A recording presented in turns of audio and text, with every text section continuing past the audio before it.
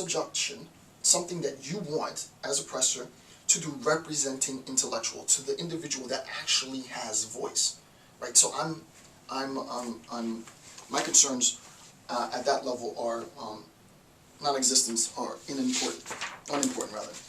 Next point to read, number 6.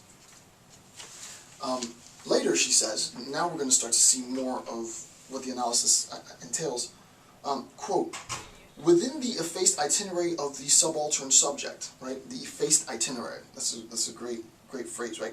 Within the effaced itinerary of the subaltern subject, the track of sexual difference is doubly effaced. The question is not a female participation in insurgency or the ground rules of sexual division of labor, sort of first world, third world politics and the division of labor that primarily third world women assume in the global superstructure, in the global economic superstructure. Like we know that, right?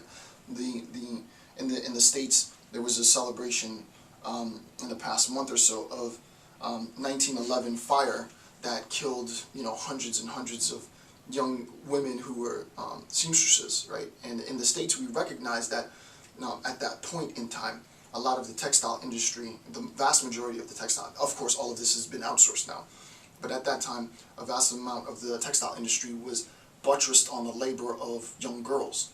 It hasn't changed, right? The global economic labor pool is one of primarily third world women, right? So the question is not if female participation in insurgency or the ground rules of the sexual division of labor, of both of which there is evidence. It is rather that both as object of colonial historiography and as subject of insurgency, the ideological construction of gender keeps the male dominant, right? So that the system, if you will, keeps, and specifically the system, there's many systems we're speaking about, but one of the systems that we're in reference to here is the system of patriarchy, obviously. If in the context of colonial production the subaltern has no history and cannot speak, the subaltern female is even more deeply in shadows. So the example that I gave in the last series, in anticipation of that quote, was the black female, or maybe it was in a different earlier series, the black female veteran disabled single mother. Think about how many strata of oppression an individual can have. How far outside the mainstream can an individual be, right? The further out, the further removed this individual is from the dominant discourse or the dominant architectural archetype, right? White female, white middle class male, is the more oppressed this individual can be, right? And we recognize that oppression and subalternity aren't necessarily interchangeable, that there is a distinction. And I said all subaltern populations are oppressed populations, but not all oppressed populations are subaltern populations. What we recognize now is that there is one of recognition, right? So that we have the individual and the attempt for their voice, his or her voice, right? The attempt for his or her voice to be recognized by the dominant discourse, by hegemonic powers.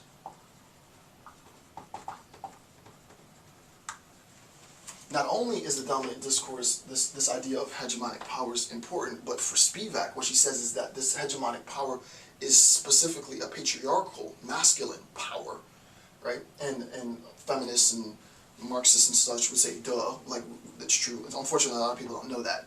But this hegemonic, the dominant discourse globally is one of masculine, sort of patriarchal power. And that not only is it difficult to talk about subalternity, but for the subaltern woman, her discourse is even further removed from recognition, right? So that we have varying degrees of recognition until the point at which recognition theoretically gets so tenuous, so dissipated, that there is a point at which we lose recognition. In that process of transitioning to a very, very tenuous recognition to a loss of recognition, it's at that place, it's at that level that subalternity surfaces, right? And she says and she says, the subaltern has no history and cannot speak. The subaltern as female is even more deeply in shadows. So as I said before, in sort of, my hour and a half initial preface to an analysis of her discourse, it's important to recognize that the subaltern, properly speaking, have no access to revisionist history, because there is no history for the subaltern, right? Once the subaltern reach the threshold of recognition, now they transition from subaltern and oppressed to, I hate to say just oppressed, but oppressed, right? So Spivak, she gives us another layer of conceptual understanding.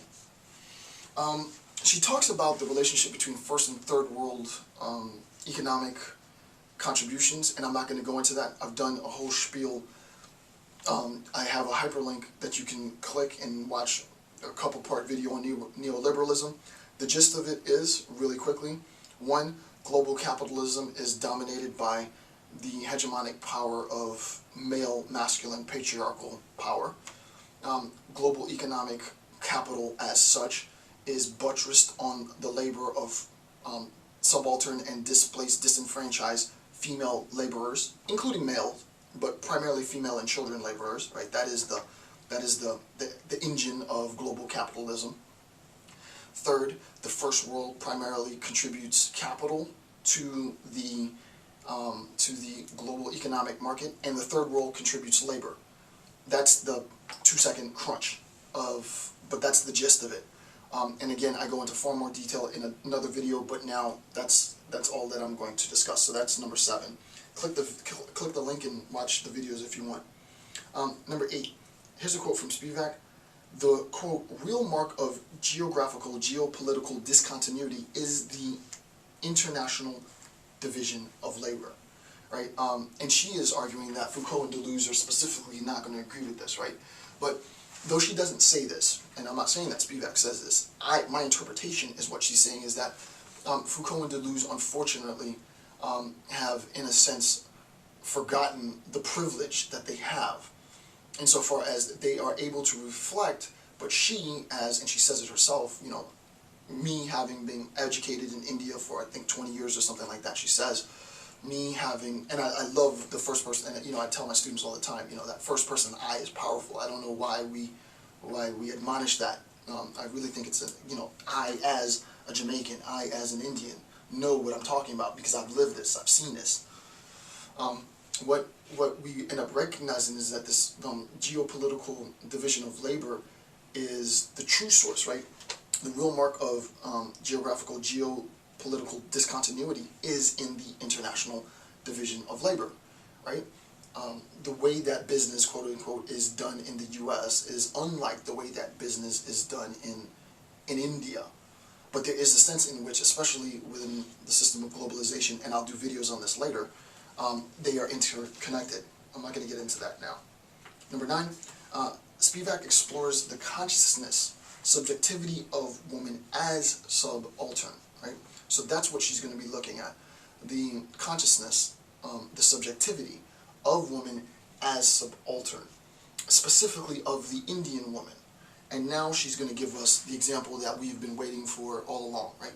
We have all the conceptual tools in place. Now all we need is a concrete example.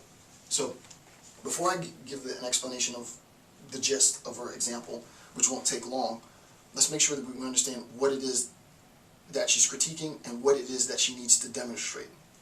Okay. First, she's critiquing many things, but the primary thing that she's critiquing is the assumption that in a French, and it doesn't have to just be French post-structuralist, but in a post-structuralist sense, we've done away with this signified or signification relationship, that there is now a transparency in which we don't need to talk about things referring to other primordial, larger, grander concepts, right? And I've done 50-part video series on semiotics. I'm not going to get into that at all, right? So the belief is, listen, we don't need to talk about signifiers anymore because things have become transparent. The individual person if we're talking about the individual person,